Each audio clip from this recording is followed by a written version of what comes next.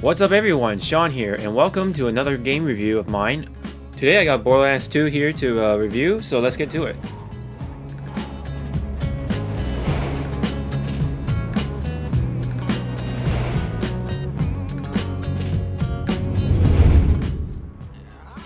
One word, stylish.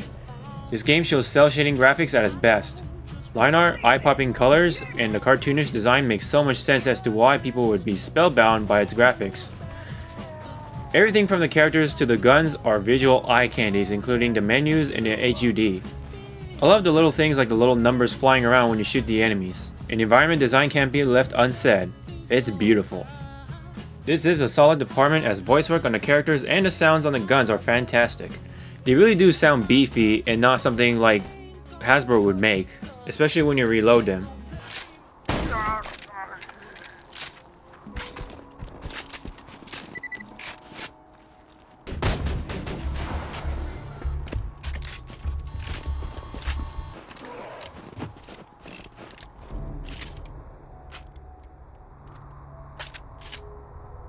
I can pretty much listen to it all day.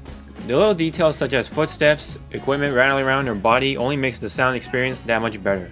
The music is pretty cool as well, as some of it makes me feel I'm in a modernized version of the Wild West. The music gets more and more intense during the appropriate times, keeping your flow going. I absolutely love the gameplay that this offers.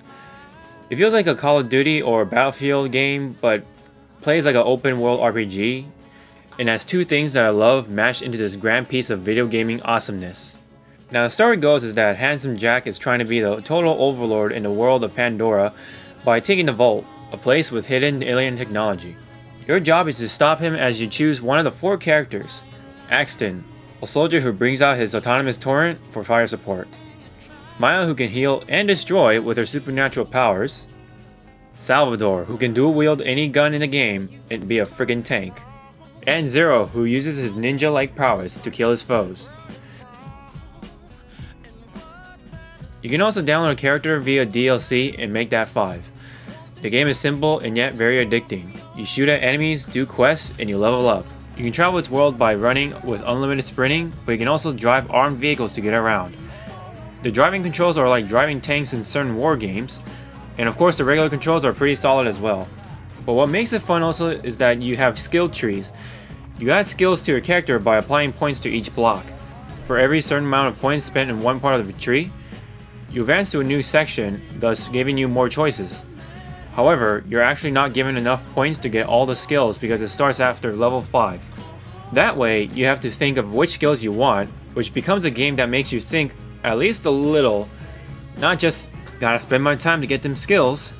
Now, I can understand if people complain about that, but let me say this. If the game lets you get all the skills, no one would stand out because we eventually have all the skills within time.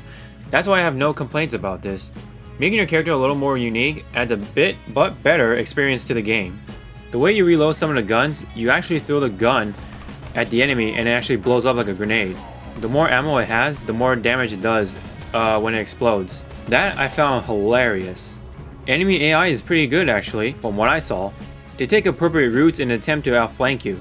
Borderlands 2 is stuffed with references from movies, pop cultures, internet memes, and the list goes on. More than you can count. It's also filled with witty dialogue that will at least make you giggle. Okay, how about this? Lady, I don't even know what to call you. You tell me why you look like you headbutted a belt sander, and I'll let all of you go right now.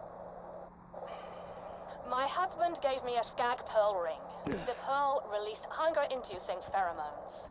Oh, you know what? I am so sorry. I just, forgive me. Where's your husband now? He's dead. That is a heartbreaker. But you got something in common with him now, at least. This game's got great comedy, I'll say that much. Again? Jack's tearing Pandora apart to find the vault. They say Jack's drilling operations are causing those earthquakes. That, or your mom just got out of bed. Zing! Even the description and a lot of things are pretty funny. You can either play solo or co-op with your pals. Co-op can either be done via online or split screening. Either way, more enemies will show up, but that also means more fat loot can be collected as well. My only major complaint is that it doesn't offer a create a character mode in Borderlands 2. This game would have won 100% of my heart. The rendering tends to take its time, though it's nothing game breaking. When you play this game, time is needed to level up, but you'll have fun doing it. With all that said, in the end, I love Borderlands 2. It's funny that I traded the newest Need for Speed Most Wanted game for this, and I'm glad I made that choice.